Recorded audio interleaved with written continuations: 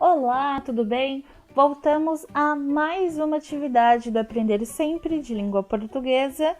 E como eu disse para vocês na aula anterior, hoje a aula seria a continuação da atividade sobre aquele texto, O Baile do Caixeiro Viajante. Só que hoje nós vamos fazer a questão 2, que é o registro no quadro.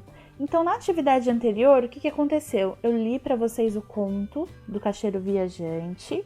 Depois de eu ler o conto para vocês, vocês fizeram uma série de perguntas para responder no caderno. E eu até falei para vocês que vocês precisariam dessas respostas para ajudar vocês a preencher esse quadro que está na página 78.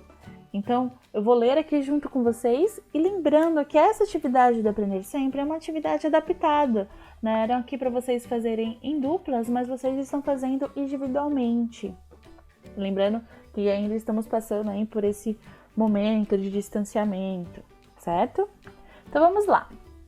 Existe 5 perguntinhas nessa página e nós vamos preencher esse quadro.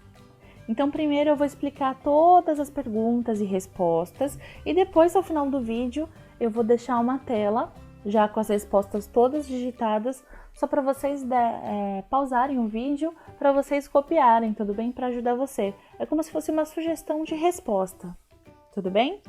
Então vamos lá. Aqui é como se fosse um fichamento do nosso texto, do nosso conto de assombração.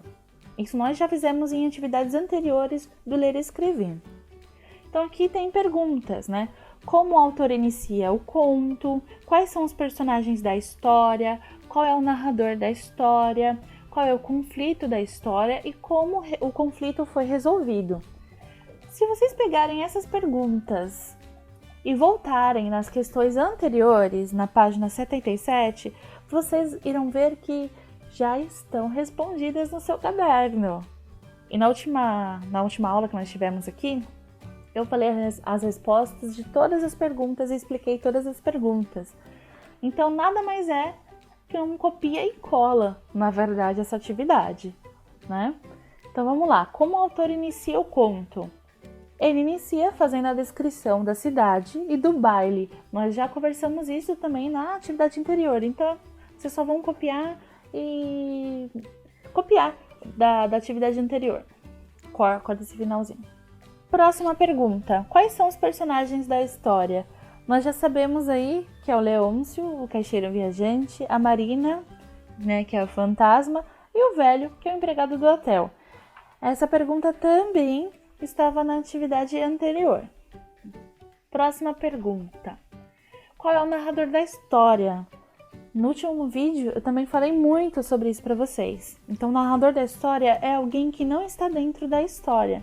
Então, a história tem um narrador em terceira pessoa. Próxima pergunta. Qual é o conflito da história?